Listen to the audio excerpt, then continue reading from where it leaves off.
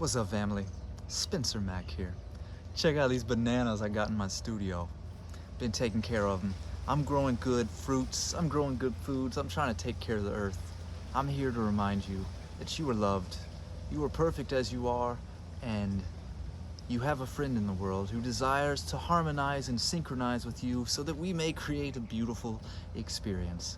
I recognize through my own feed that we have a lot of work to do. This place is pretty fucking crazy. And unfortunately, those beliefs are so deeply ingrained we will fight to the death to keep them. I have spent a great deal of time contemplating why we do this. Why? What's the cause of so much violence and separation? And I truly believe I've gotten to the root of the problem. It is identity. It is a false belief in who we think we are, a limiting identity that segregates us into a particular group of people, or even people as general, and alienate us, put us opposed to others. Even if it's just opposed humanity versus an evil like Satan. We have a narrative that we are against something. There is another. There is an outside force that is negative and detrimental. And unfortunately, that's not true. Wait, that's fortunate. It's fortunate that's not the truth. And the truth of who we are is something that can never be harmed and is infinitely beautiful and powerful.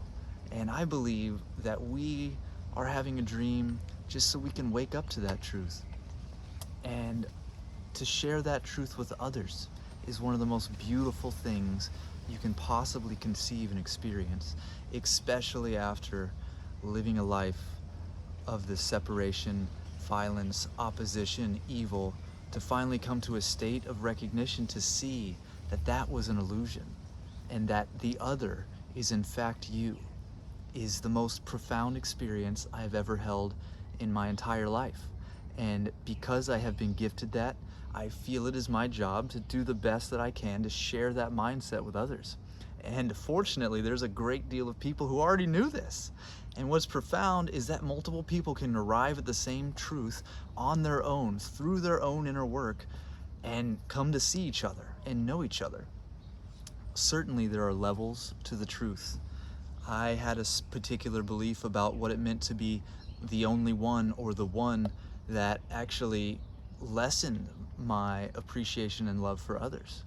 As I aged and matured and gained more experience and reflection, I recognize the wonderful gifts of the other and the truth that they are in fact fully, completely as real and solid and important as you are.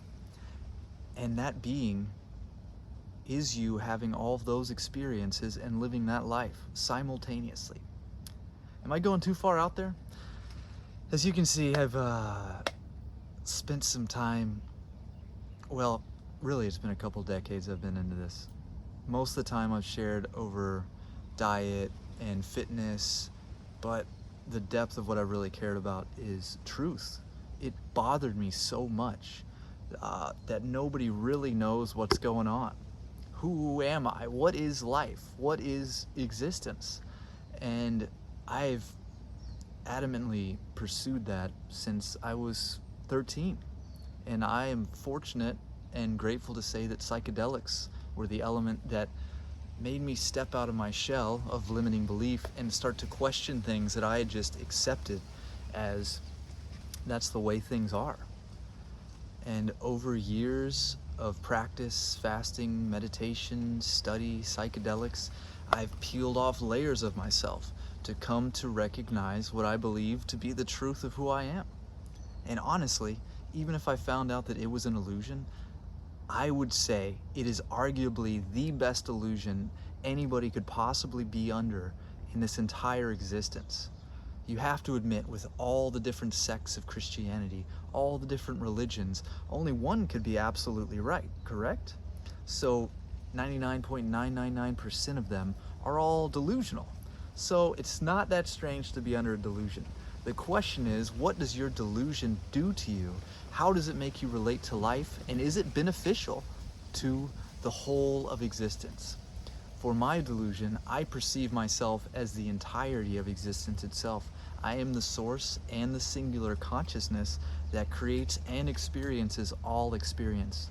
I am simultaneously alive and aware in all sentient beings across time and right now. And so this innately makes a list of commandments or instructions unnecessary. See, when Jesus was asked, supposedly, what the most important commandment was, he said, love God with all your heart and love your neighbor as yourself. And it just turns out that the delusion that I've arrived to, that many other people I have met have reached on their own journey, causes you to relate to your brother and love him as if he was you, because you really believe that he is.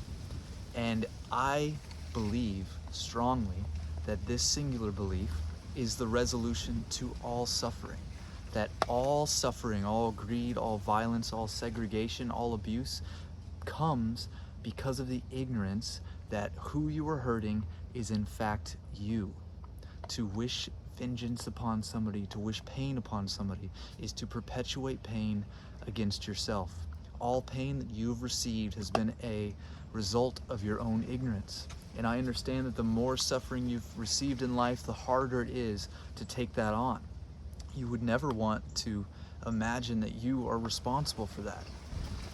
Unfortunately, the only other option is to believe that there is a negative evil force in the universe. And if that's the belief, then there is nothing you can do about it unless you surrender and believe there's an ultimate God who's going to battle Satan and kill him eventually.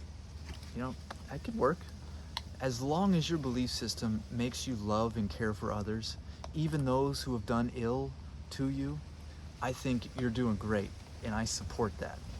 My pure, most succinct intention is to spread that idea, that narrative, because all cultures ultimately are doing their best to explain where they are through their cultural story, through their religion. They're trying to give a cohesive narrative to their collective so that everybody works together. Unfortunately, a lot of our narratives innately segregate us from others. If we believe that we are the chosen people, then they are not. We are special and they will just never quite be like us. And therefore, we're just not the same. And I'm not going to treat you like I treat the rest of us, because we're one. We have this beautiful harmony. What we want to do is expand our story so that we include all humans in that depth of a chosen, loving, singular people. And that will resolve the wars that we're in. That will resolve the greed and the thievery and the abuse, is to liberate ourselves from this ignorance. And I recognize that is a tall order.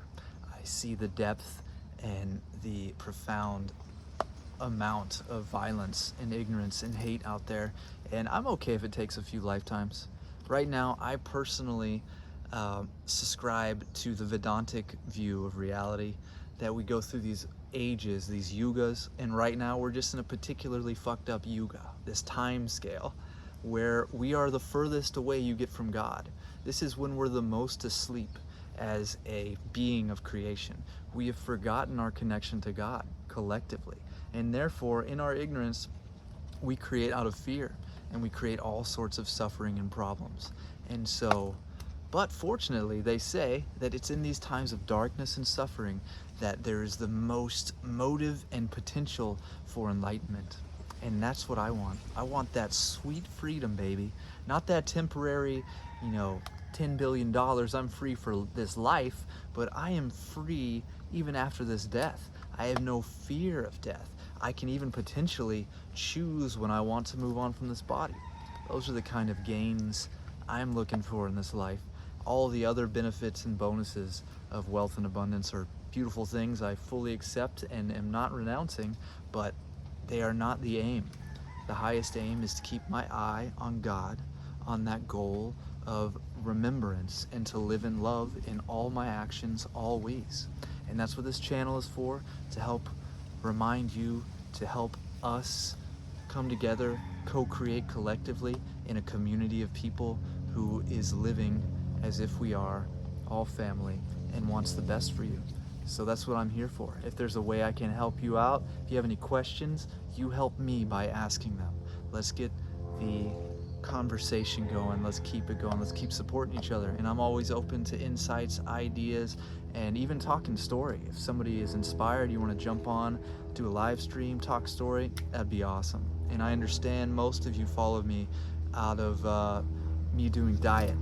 And this is a diet for the spirit, okay? What we feed our mind on, our belief system of what we think is possible, is equally important as to the diet that we put in our body.